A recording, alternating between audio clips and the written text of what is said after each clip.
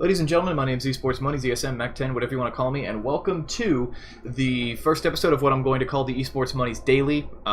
It is borrowing heavily from Day 9. I tried doing a series like this before when I had a much smaller audience, and also used my own replays. This time I'm going to be using professional replays, and yeah, going from there. So, welcome to Episode 1. We're going to be going over a replay of AdmiralBulldog's Nature's Prophet. Hopefully you'll learn a little bit. At the very least, get some insight into his play, and hopefully gain some things that you can use in your own games. So, let's begin. So, we are 49 seconds before the start of the game.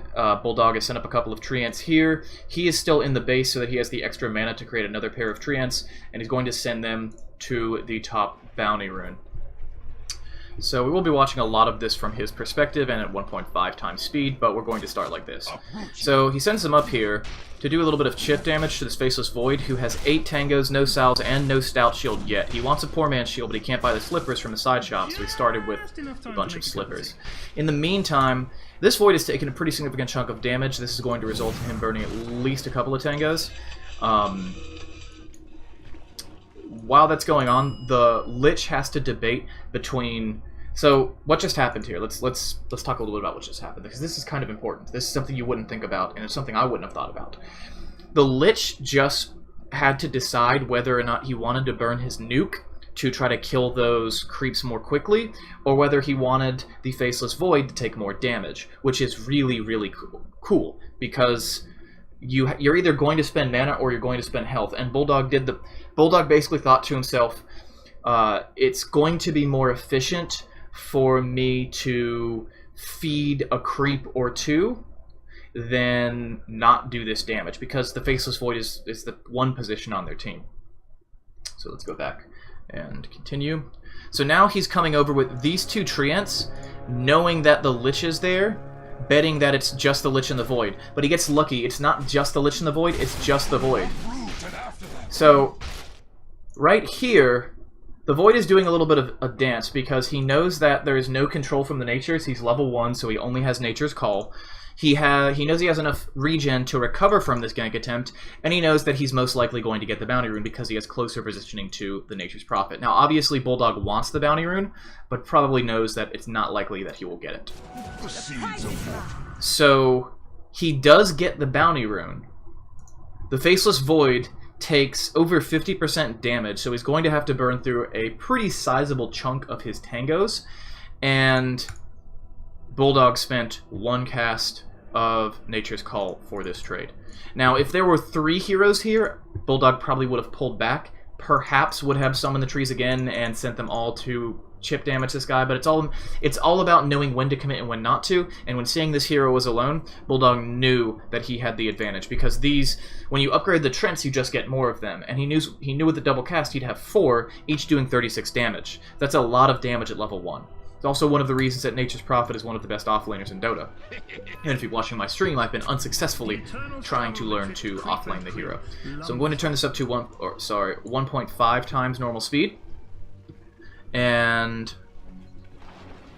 we're going to watch him do a little bit of a creep block, which he can of course help with the Trents, but does not need it because he's that good. He's Bulldog. Also, let's take a moment to talk about his starting item build. So he started with Boots of Speed, and this is so that he could escape more easily if something went wrong over here, and so that he can control the lane better. So, generally speaking, going Boots first item is a bad idea on most heroes, but in this situation, Nature's Prophet is a hero where you basically send your Trents to right-click damage the enemy heroes, and then when you have a chance, you step up and right-click them once yourself, and then you want to back quickly. He's also a hero that's relatively easy to overcommit with, so you really want those early points in movement speed, those early the early buff to movement speed. Right now, he has 45 movement speed above the Faceless Void that has no boots, 5 tangos now, and 2 slippers of agility, and doesn't have enough money for the stout shield yet.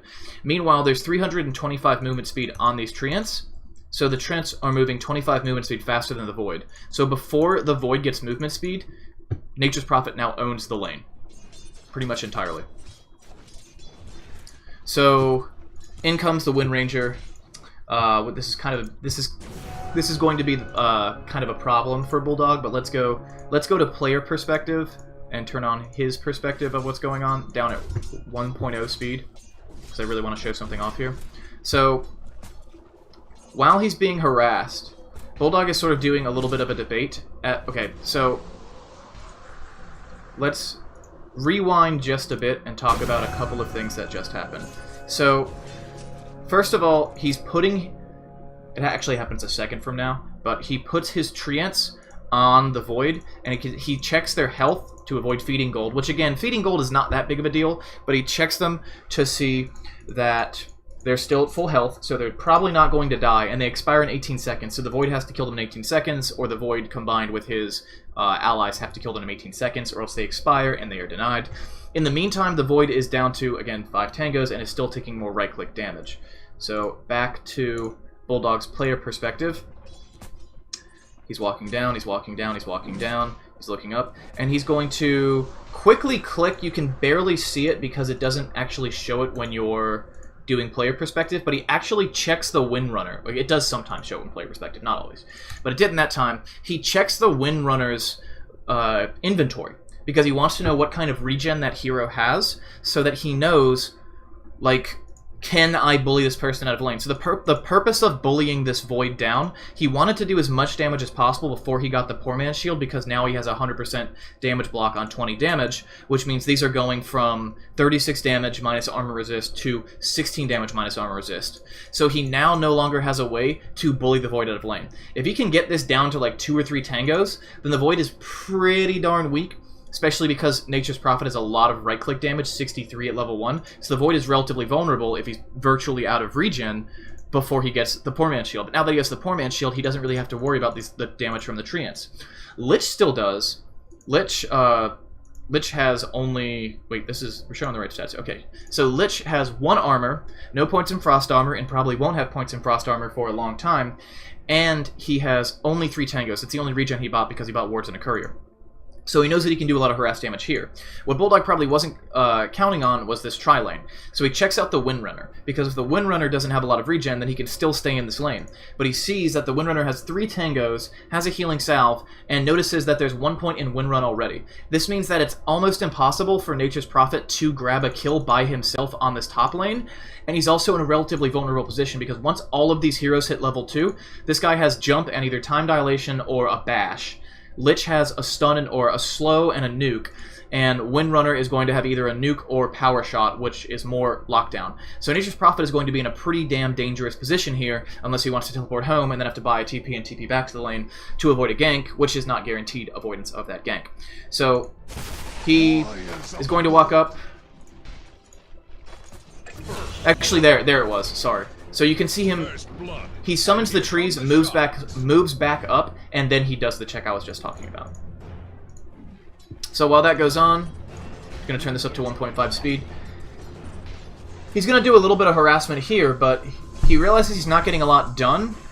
He's not able to really shut down the Void, and though he can do a lot of damage to the Lich is the only person he can do damage to, and in the process he's taking a lot of damage himself. He only has 2 tangos left. So even though he has boots, even though he has boots at this point, he only has 2 tangos left. He only has 234 gold, which is literally nothing. He's a quarter of the way through level 1, and he's dealing with the Windrunner, and because Windrunner's Windrun gives her, how much movement speed? 50%. So, yeah, that's a lot. That's like, what, almost 450? So he's not going to be able to outrun her. The Void's got time jump now, and the Poor Man's Shield. We've talked a lot about the Void already. And though he can still harass the Lich is basically bait to keep him in lane, and there's no real reason for him to stay. So he's going to leave because of the fact that he can't get anything done. He can't shut down the carry by himself anymore because of the way the carry is built, and because of the skills, and because of the fact that the carry still has regen. And if he stays in lane, he will fail at shutting the carry down. He might die, and he will also get no farm. So he's going to go jungle these camps and grab the bounty rune. I'm going to focus a lot on the early game for this hero because I feel like that's the part that is the most difficult. This is also not a game where he is particularly Rat Dota inclined. This is a game where he's going to spend a large amount of time fighting. And we'll talk a little bit more about that when it becomes more relevant. So he knows that the first bounty rune spawn, or he goes and grabs 2 bounty runes there. Going to continue to jungle Reno, Cappuccino. Also notice that his hero is far enough away from this troll that it doesn't trigger the summoning of the skeletons. The skeletons do 20-some damage per hit, so they actually are a very significant target, and they really aren't worth the bounty and experience that they offer at level 1. Now, I'm going to rewind something because I just missed something here. So we're going to go to player perspective, rewind another 10 seconds. So while he's fighting here, he's just auto-attacking, so in the process, he's looking mid to see if he can jump in. So he starts his teleport and cancels it. Now that starting the teleport and canceling it does two things. One, it obviously would allow him to teleport if he let the spell continue. Two, the enemy can see those trees appearing, so he can use it to try to scare enemies away. If the enemy heroes in mid believe that he's teleporting in, that means he has a lot of confidence if he sees that silencer about to die. You see him teleporting in, it might mean that there's a third hero coming, and if there's a third hero coming, that gank could easily be turned into a very bad situation for Dire. So he's both mind gaming them here and potentially setting himself up for a gank. I think he saw it, started to TP to help, and then canceled it. And when you do that sort of TP to help, you are, of course, showing that you might be coming. And if you see that you might be coming, the enemy team has to decide, are we going to turn this into a double kill, are we going to get one kill and back, or are we going to get mobbed? Like, do we need to give up? So if the silencer does die here, and Bulldog is going to TP in, and again, he cancels it when he sees the salve popped, because he knows that by the time his teleportation would have completed, that he would have healed enough that Prophet would have, or Bulldog would have most likely died without any noticeable gain. Turn this back up to 1.5. So Bulldog's going to go back and check out the top lane now. He checks the Void and sees that he has only the Stout Shield, Quelling Blade, and 3 Tangos. So it's not a lot of regen, but now the Lich is here, and the Lich is almost level 3, and he's the same level as Bulldog. So Bulldog can still push around that Lich. As you can see, he's got 1 blade of attack already, but it's not going to work out for him when Windrunner's still in the lane. And the most he could hope for is getting that kill on the Lich, which is just a support kill. Meanwhile, Bulldog is watching this gank down here to see if it's worth him showing up, or the harassment. It shouldn't be called a gank because nobody died. I don't think the intention was there to kill.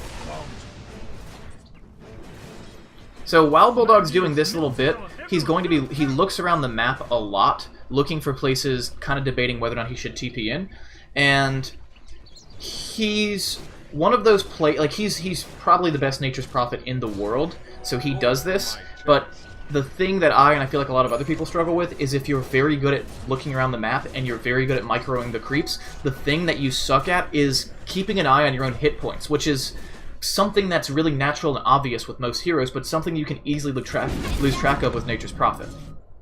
So he doesn't have anywhere near full health, he doesn't have enough mana to summon trees, but he's still looking for that gank, because if he can teleport in, and he's far enough away that it's hard for a melee hero to hit him, then it makes sense. Now that he's almost got full health, he's going to TP in regardless.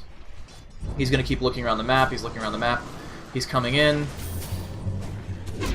Notice that he didn't use his Sprout on the Flying Bat Rider there, because Sprout destroys trees, and therefore it would have immediately dissipated. Lie fallow in your grave. This game doesn't have a lot of really high-level rat plays. It's mostly a team-fighting game, so I probably won't go through the entirety of the replay because the majority of the really important takeaways happen in the early portions of this game. So notice he's still looking at the silencer, he's still looking towards mid, he knows a fight's about to break up, and he's debating coming to help. He's very close, but he also doesn't have teleport. But he does have a TP. So he can leave. So he's going to come in from this angle, and potentially get a kill, and he will get the kill. One thing that a lot of people underestimate is how much damage Nature's Prophet does with phase boots, despite the popularity of it. He's doing about 100 damage per hit right now, and his attack animation and attack rate is very good, and his projectile speed is quite good, and his range is quite good. His range is 600? Yeah, 600. So he's going to continue to jungle Reno Cappuccino.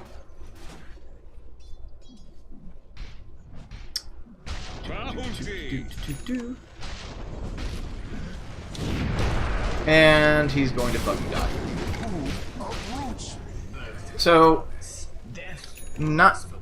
I think what he was thinking there is that the Void would probably not commit the entire chrono here. Actually, let's rewind just a second. Let's rewind actually quite a few seconds. Up 10 seconds. So he goes to click to check on the Faceless Void right when the Faceless Void jumps on him. He probably doesn't think Faceless Void has Mask of Madness yet. It is 6 minutes and 41 seconds in. It's a relatively early time for a Mask of Madness, and he already has 3 points in Time Lock, and he got a second point into Time Walk. So he's probably not expecting this, and I don't think he could see the Lich. So there's a lot of damage coming out that he can't see, and the Windrunner came from behind. So, pretty solid gank on him. When you're getting ganked, it largely comes down to the skill of the people ganking you on whether or not it works, compared to your skill to avoid the gank. He's going to chase on. He actually changes his target here while he keeps his trees running on the bat. But because of that shackle, he has to back off. He's also going to back off a little bit more here because he is quite low, and basically just go back to jungling. When in doubt, jungle it out. Bulldog is a player that is constantly looking around the map for ganks while he's jungling. Also notice that he does not buy a Hand of Midas because he's focusing on getting as much out of those early game ganks.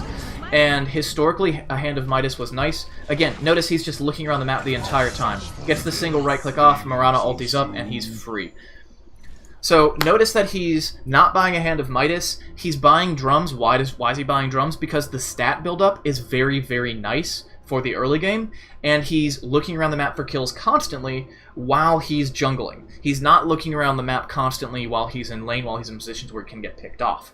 Another thing is, he holds this ultimate for a very long time. And the reason he's holding this ult, there's a couple reasons why you want to hold your ultimate in the early game, though I'm a horrible case study in this because I typically don't hold my ultimate because I'm just a greedy bastard. So I need to work on this. But you want to use it far from the fight, but not too far, because you want the last... Ideally, you want hits like 11 through 16 to land on the 5 enemy heroes during a team fight, and so he saves it for the team fight. He doesn't want to push the enemy lanes, but probably the biggest reason he doesn't spam his ultimate, especially at level 1, is a really selfish reason, and that's because it uses a shitload of mana. Because you will see him use it at... Once it hits level 2, you will see him use it in the fountain occasionally when mana is not an issue. One thing I kind of want to point out here is that he knows that this push is not going to do anything more than chip damage, and he kind of suspects a teamfight breaking out because he could see the TP right here. So he doesn't bother sending a creep.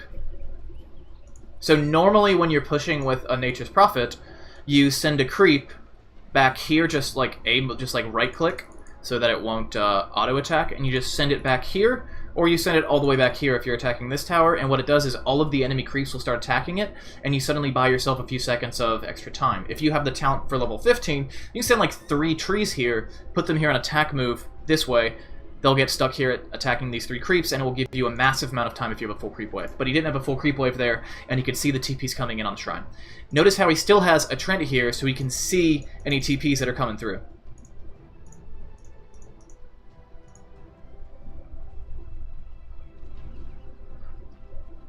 So, Kunkka bottles a Haste Rune. This is kind of a support position Kunkka, you can see based on his items. I believe mid was Silencer, yeah. However, Silencer's items are not particularly impressive. He is going to just show up and right-click. He knows that the combined damage that they have, especially just like a very large amount of right-clicks from... Actually, I'll rewind just a bit. So he knows that the combined damage from the right-clicks that they have, and his ultimate, and the X marks the spot is going to do it. You can also see that he used the Wrath of Nature there to get a little more burst damage onto the bat. Actually, I'm going to rewind one more time and slow this down. When he TP's in, where's he going to TP? Where did his mouse go? I couldn't actually see.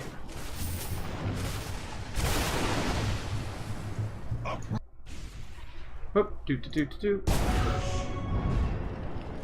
So I couldn't actually see. I think he might have actually just cast it on the ground. So when you cast Wrath of Nature on the ground, you're doing the least amount of possible damage with the spell, but you're guaranteeing that damage is coming.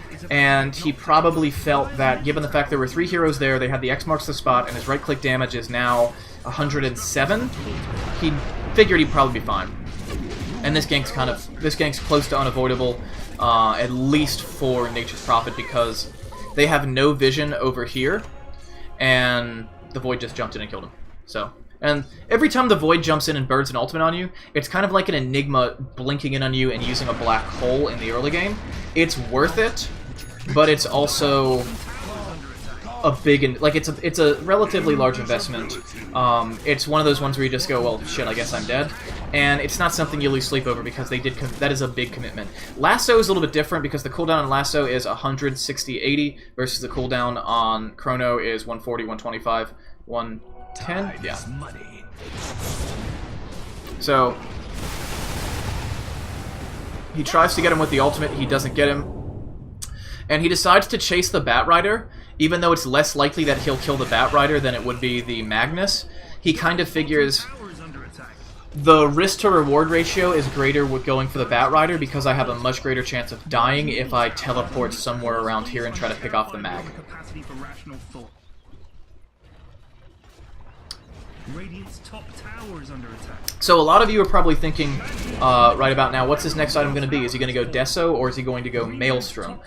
Because both of those items are okay at fighting. Maelstrom's for fighting, but it's not bad. And both of those items are great for pushing. Deso, because you can take out the range creeps, the siege creeps very quickly, and you also do lots of damage to towers, and you also do a lot of damage to enemy heroes. So neither one. It's going to be the Medallion of Courage, because the cost to what it gives you on Medallion is actually better than either of those items. Notice he's going to tree this guy up, and he's not actually going to burn the Medallion here, and I think this was actually a mistake on Bulldog's part, because he swapped the Medallion and the drum position in his inventory. I think he, instead of using the drums incorrectly, he looked down, saw that Medallion was in the wrong slot, and then didn't go for it. Because he probably could have done significantly more damage there if he had Medallioned him.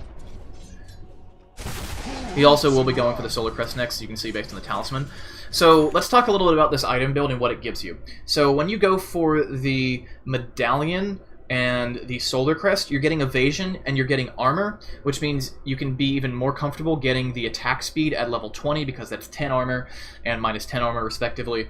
And it doesn't do anything to attack buildings. Nature's Prophet is a rat hero, and Bulldog is always the guy that's going to go into rat mode in the late game. So think about what Nature's Prophet needs to be an effective rat these days. Nature's Prophet really just needs some sort of escape, like a Force Staff or Blank Dagger or a Shadow Blade, and high levels. At level 15, Bulldog almost always gets +4 Trent summoned, and unless I'm remembering completely incorrectly, he gets that this game. And the 10 armor and attack speed don't really help you with either or will help you with ratting. One will make you live a little bit longer, one will make you attack faster, but he's already got Solar Crest, so he's probably going to go for attack speed. And then at level 25, you double the Trent hit points and damage, and you can get 80 to 90% of the efficiency of building rat while building fight and just picking talents for rat. This makes Nature's Prophet able to go down 2 tech trees at once, and where he would normally get 50-50, he can now get 75-75 or 80-80 out of those total tech trees, because he buys items that are good for fighting and escaping, and he uses his talents to kill buildings and to split push and rat waves.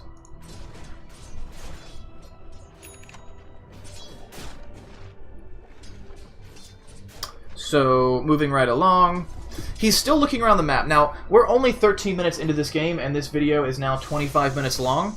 So, we've gone way... We're taking way longer than I expected. Now, I want to rewind just a bit here.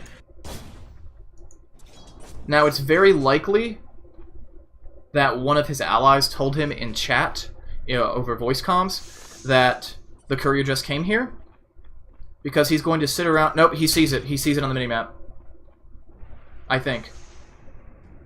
And he's going to TP here and kill the courier.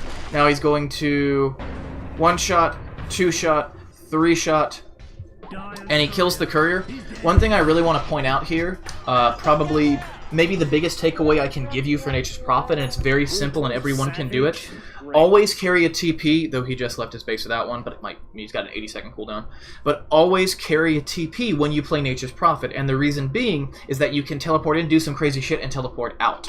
So even with a level 4 teleportation, wow, it's really just called teleportation, you can teleport to, so if you know the timings, you can teleport here at, I don't know, like let's go like 1410, 1408, summon trees, send them out at a shift click, attack here. They'll meet the creep wave and cut it here, and you can teleport out. And if you get the level 15 talent of +4 Treant Summon, your Trents will crush that creep wave.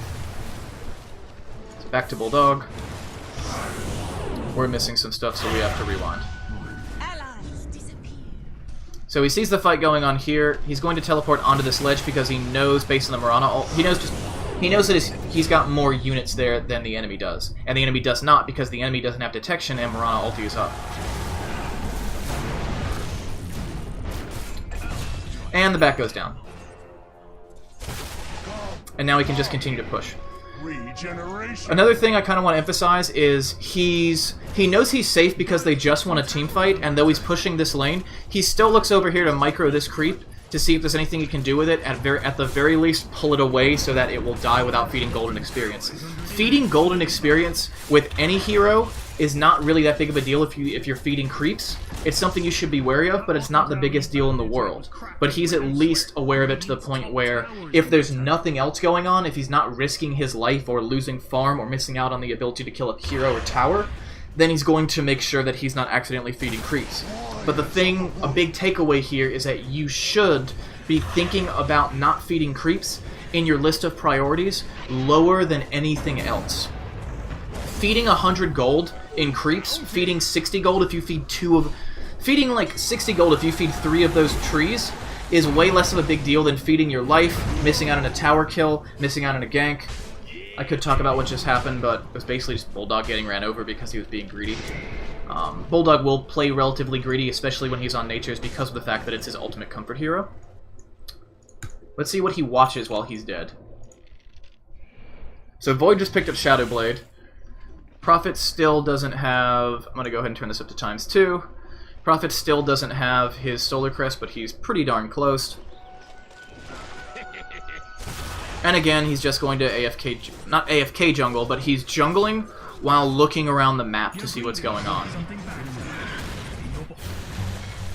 Another thing about the Solar Crest is it really accelerates your farm in the same way that a Desolator does. So you can use the Solar Crest on Ancient Camps to get the same minus armor effect that you get from a Desolator. In fact, you get more. You get -10. So Solar Crest is very, very, very good at killing Ancients and at killing neutrals. So you can think about it as Midas-like, the same way a Mask of Madness is Midas-like. He will go for the health as the first talent. I'm not sure if I would do that every game, but it is quite good because Nature's Prophet has a limited health pool. That's like 25% health at that time. Okay, so one more lesson from Bulldog is he's looking around the map. He's not looking around the map, but he's listening to people talk to him, most likely. Someone says, I'm going to jump on this guy. And he's going to walk up here, and he's going to tree him, and then he's immediately going to use the trees to body block. Using the trees to body block is probably the best thing. It's one of the things that separates Bulldogs from the rest of Nature's Prophet players.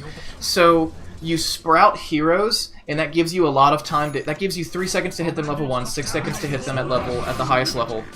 But if you summon Trents around them, especially if you have the level 15 talent, you can use them not to just do a lot of damage, but to body block them. You can right-click on the enemy hero with your hero, then switch to just microing the trees, and use them to sort of cup and corral the enemy hero around, body blocking them while you just right-click at them with impunity. So again, you'll see at times Bulldog will actually be dead, and he will use those treants that he creates before he dies to corral enemy heroes. And he's trying to here, it's not needed.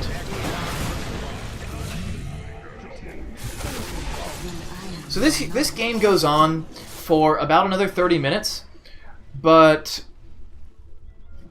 it doesn't really get much, it doesn't really change in terms of the flow of the game. Bulldog's team has a pretty solid lead the whole time, and throughout the entirety of the game, Bulldog is playing a very similar style to this.